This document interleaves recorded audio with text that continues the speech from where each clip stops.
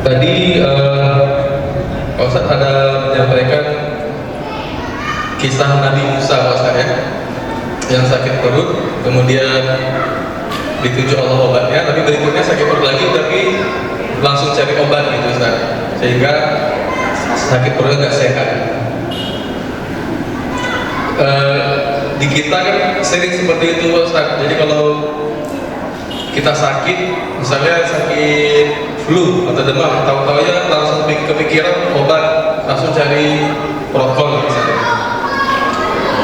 Jadi supaya kita terhindar dari yang namanya kata Pak Ustadz tadi sirik modern tadi, itu apa yang harus kita perbuat gitu, supaya kita tadi tidak ada bahasa sirik pada kita tergantung pada obat yang menyembuhkan kita. Itu apakah umpamanya kita sebelum minum obat itu harus kita zamankan dulu, kita ucapkan dulu Pak Ustadz gitu, ya Allah sembuhkan sakit saya dengan obat ini, apakah seperti itu Pak Ustadz? Apanya prakteknya gitu? Oh, ini pertanyaan yang bagus. Maka kita disuruh memakan obat itu sebelumnya mendahului dengan bismillah. Sebab obat itu bukan menyembuhkan, dia hanya alat. Yang menyembuhkan itu tetap Allah. Tapi ada orang yang sembuh tanpa baca bismillah banyak, tapi kesembuhannya itu tidak menjadi ibadah. Dia sembuh biasa saja, tidak menjadi ibadah. Tapi orang yang sakit makan obat, sebelum makan obat dibacanya bismillah. Kalau sakitnya sembuh, sakitnya menjadi ibadah. Kalau sakitnya tidak sembuh, maka selama dia sakit itu menjadi kifaah, menjadi alat penghapus dosa. Sebetulnya sama dengan mencari nafkah. Kita suami mencari nafkah, kalau tidak kita mulai dengan bismillah bagaimana? Tidak ada masalah, duit itu dapat juga ya. Tapi hilang nilai ibadah.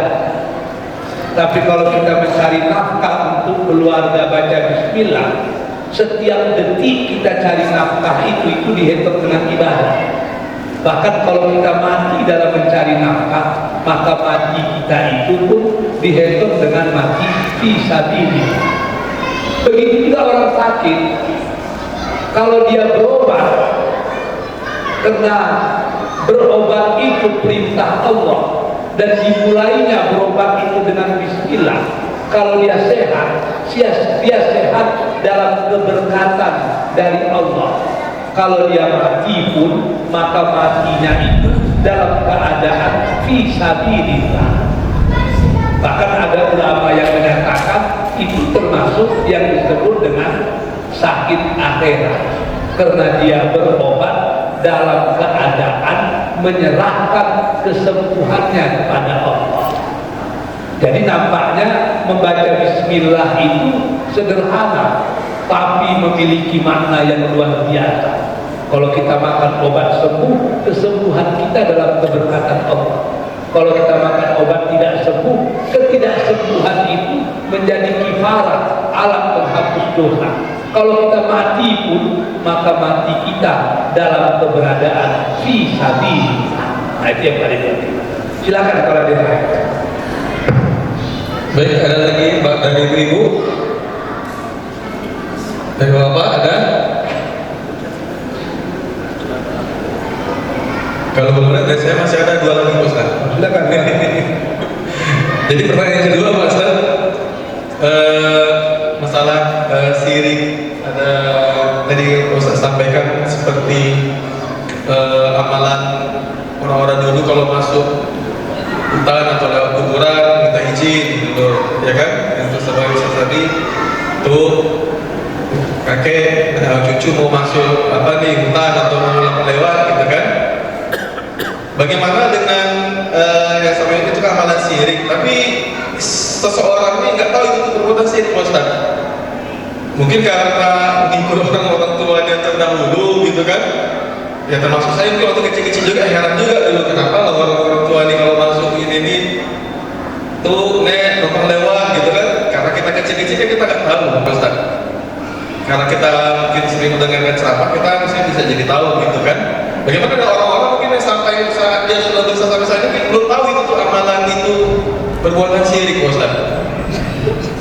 Kalau tidak tahu tentu tidak ada hukum. Kewajiban kita memberitahu. Kalau sudah tahu maka terjadilah hukum. La yukallifullahu nafsan illa wus'aha. Kalau tidak tahu tidak jatuh itu. Ya, kalau kita makan nasi goreng, dalam nasi goreng itu ada daging babi, kita tidak tahu, termakan kita tak dosa itu. Tapi kalau udah tahu masih dimakan juga, itu yang bahaya. Lalu dalam Islam kan ada kalimat-kalimat pengganti seperti kekuburan. Kalau orang-orang dulu kan macam-macam yang diucapkan. Maka kalau kita disuruh mengucapkan salam, kita masuk hutan agar tidak terjadi apa-apa, kita disuruh membaca Bismillah. Jadi Islam itu menggantikan budaya lama yang tidak baik kepada budaya baru yang berbasiskan wahyu yang tentu pasti lebih baik. Silakan ada yang lain. Pertanyaan ketiga, Ustaz. Nah, tadi Ustaz sampaikan sholat itu mencegah perbuatan keji dan munkar. Kemudian dari hadis Nabi, kalau seseorang masih melakukan perbuatan keji dan munkar berarti tidak ada sholat baginya. Itu maksudnya apa, Ustaz? Apakah sholat yang dikerjakan itu tuh tidak bernilai ibadah, tidak mendapatkan ganjaran pahala, atau bagaimana, Ustaz? Sholat yang dilaksanakannya itu hanya membayar hutang, pelepas kewajiban, tapi tidak bermakna. Artinya sholat itu hanya sekedar simbol saja. Dia tidak berdosa, tapi tidak punya makna. Karena sholat yang dilakukannya tidak memberikan dampak kepada kehidupan.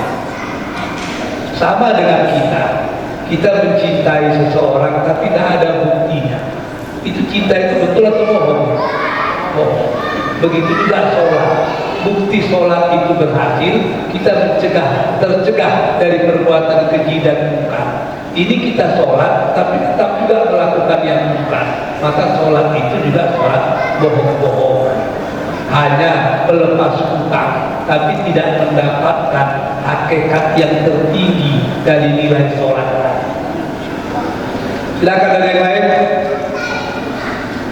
Ada yang lain, Pak?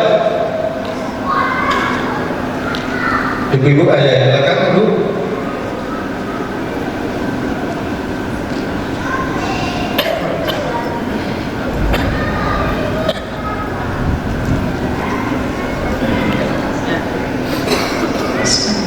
Assalamualaikum warahmatullahi wabarakatuh. Izin bertanya, Ustaz, baru-baru ini saya melihat ada cuplikan gitu ya, seorang syekh dari Arab Saudi mengungkapkan dia bisa menelaah atau menganalisa sebuah mimpi gitu, Ustaz. Mohon penjelasannya, Ustaz, apakah kadang kita ketahui bahwa mimpi-mimpi yang kita alami itu kadang mimpi buruk yang bersumber dari setan. Nah, bagaimana itu dengan Ustaz? Assalamualaikum warahmatullahi wabarakatuh. Mimpi itu kan ada yang benar asyid, ada yang tidak benar al-qadar. Bahkan dalam Islam wahyu itu pun pernah turun melalui mimpi, seperti mimpinya Nabi Yusuf misalnya, itu kan melalui mimpi. Atau mimpinya Nabi Ibrahim, itu kan wahyu melalui mimpi. Dan ada buku-buku lama itu yang berbicara tentang ramalan mimpi. Jadi mimpi itu ada yang benar, ada juga yang tidak benar. Maka ramalan mimpi juga demikian, ada yang benar, ada yang tidak benar. Yang benar itu cuma Al-Quran dan Sunnah. Kalau sudah ramalan, boleh iya, boleh tidak. Ya, mungkin ibu pernah bermimpi misalnya, baju ibu dipakai orang. Itu kan bisa macam-macam artinya. Bisa suami kita nikah lagi, bisa juga memang baju kita dicuri orang, mau bilang apa? Tapi yang bisa memastikan itu kan nggak bisa juga kita percayai 100%. Contoh, Muhammad Abduh ketika dia menulis tafsir Al-Manar,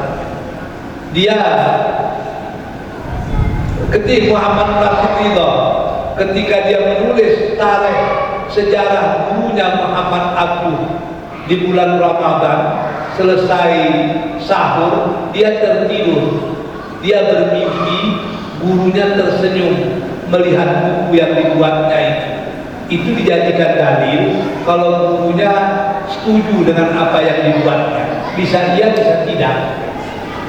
Hamka juga menulis buku tentang ayahnya, namanya Ayah. Bulan Ramadan setelah sahur dia tidur juga, tertidur begitu. Menjelang subuh itu jaraknya kan pendek, paling 10 menit. Dalam keadaan tertidur itu dia bermimpi ayahnya Inya DR dengan kawan akrabnya Dr. Abdullah Ahmad datang ke rumahnya, ke tempat dia menulis buku tentang ayahnya, dan mereka juga tersenyum. Dan itu dianggap mimpi itu satu keizinan untuk menulis buku tadi.